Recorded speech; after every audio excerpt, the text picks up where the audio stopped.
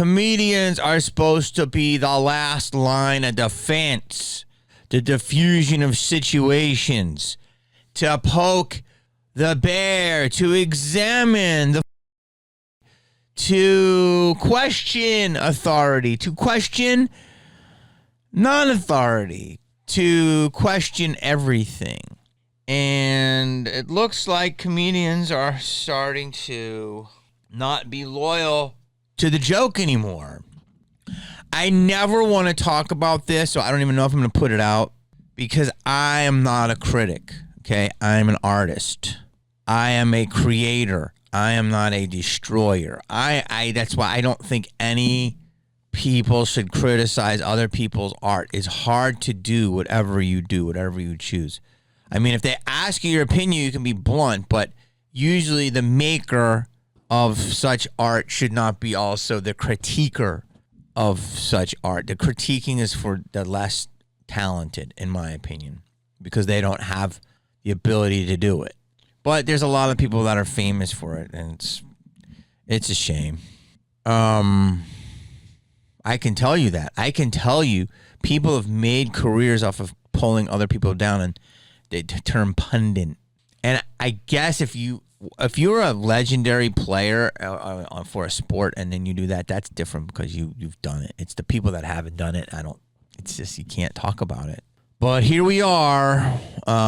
Comedians are losing their way, and I wasn't going to comment on it, but because it's not my place. My job is to just go to the audience and entertain an audience and talk to an audience, not talk to comedians. You know, comedians are all workers. We're all workers, so we shouldn't be doing comedy or approval for other comedians. It's for the crowd.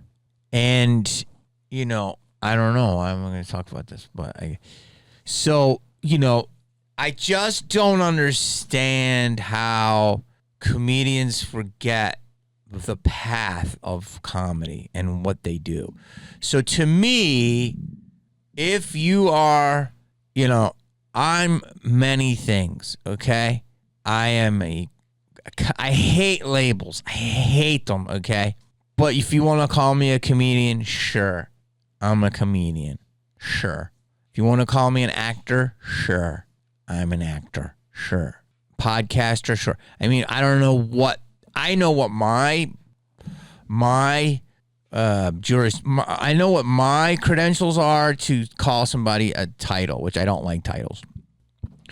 But you can say I'm a successful comedian, I'm a successful actor because I've made money at it. Okay, it doesn't mean I'm good. A podcaster, I don't make a ton, but I make money at it. Does that mean I'm a podcaster? I don't know. I'm a rapper. I mean, I'm not really a serious rapper, but I made money at it. I mean, you can give me 10 titles. I'm a producer. What I'm saying is I don't like just one title because I'm a Gemini and that's me. I don't like just saying I'm a comedian because I'm not. That's multiple things that I do, okay? And people are comedians, okay? But out of all the things that I subscribe to in my expressionist world or my artistic endeavors, what I would say the biggest thing I subscribe to is if you make me laugh or you make me think, that is what I'm loyal to. That's the first thing. Let's go back to Sarah Silverman. I believe Sarah Silverman said this. Let's go back. One of our greats said, nothing comes before the joke. Right? So that's a true lifer legacy comedian. That's what she is. Nothing comes before the joke. That means not her that for me, that's how I think, So I guess maybe at my core I'm a comedian first, I guess, but I'm not. I'm known for many other things. I'm known for other stuff more than comedy in a weird way. Here's the bottom line. Not my gender, not my race, not the color of my skin, not my job, not my family, not my relationships, not my legacy, not my movies, not whatever I've done, not my failures, not my successes.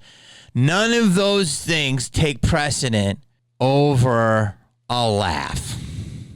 Does that make sense to you? The laugh is the key. If you get a laugh and you get a thought out and you make me think, you win. So that is the number one thing. And that is comedy. Comedy is making you think and making you laugh. So as comedians, if you're a true comedian, what I consider a comedian, then you adhere by that. Especially if you're a working comedian. Especially if you're a known comedian. You know how hard it is. You know how difficult it is. You know the insane road that you must travel. All the shit you put up with. So you have to be gentle on our brothers and sisters, the ones that are really doing it. I'm not talking about people that do one open mic and put comedian in their bio. That's a crime. They should not do that. They should put, aspiring, trying to be. That's fine. You can put that all day. But until you've had certain things, protocols met, I don't think you should give yourself a label. That's my opinion. So I'm saying this is because I see so much talking about Tony Hinchcliffe's take on when he did the MSG rally. The first thing I want to say about the MSG rally is this, is that was not a rally, okay?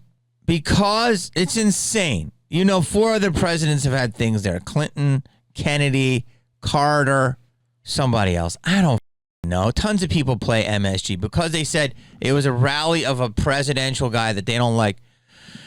At MSG, it was a gathering. That's insane, okay?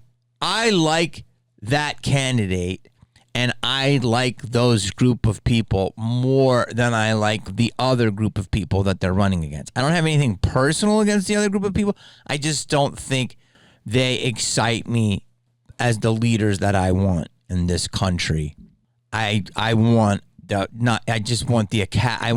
not only the head of them, which is Trump, but I want the rest of the cabinet that he's bringing in, all those other people, Robert F. Kennedy and Tucker and Tulsi and Elon. I want all of those people as well. And that's what he's doing. And that's incredible. So the other people seem like they're part of the establishment that has kept going through time. And they came from Joe Biden, who's been a career politician. I mean, this is all pretty simple to understand. I don't understand how people don't get it. I don't get it. I guess because they're brain dead. So, but calling people there's no T in it. So if I like Trump and I like those people, all the people that he brought to MSG, if I like them all, I'm right here. Is this I'm asking you. I mean, if I am, I'm the sweetest, generous, and most empathetic, loving, will listen to your problems, lend you some money, caring you ever met. Like, that's what I am. Is that what is? Someone that will, talk to you, someone that will see you crying and give you a hug. Is that what that is? Is that so that's what I am? Like, I normally wouldn't have said this, but in the last year I changed. Words have power. Words have power. Manifestation is a science. So when you keep saying this up shit happens. You're manifesting it. So stop. Like, there's not, okay? These are not, I'm not okay? So Tony did these jokes, and first, before I get into it, because I hate doing this. This is not my job. I would never want to rate. I'm not rating anyone, by the way. I'm just talking about the philosophy. I mean, comedy, to me, okay, if everyone, do you know how many people are in comedy? Let's just take the LA scene. I mean, New York and LA are kind of combined now because of podcasting. Really, podcasting has brought everything together. So let's just say the three big scenes. Let's say LA, New York, and Austin. Okay. They all intersect. And everybody goes everywhere. I mean, there's tons of other scenes, obviously, but I'm just saying let's just say those are the big three for now. Is that okay to say? Don't get mad if you're from Philly or somewhere else. I'm not saying, I'm saying that where people convene. So do you know how many people in comedy clubs feel like they want to vote right? A lot. Some tell you, some don't.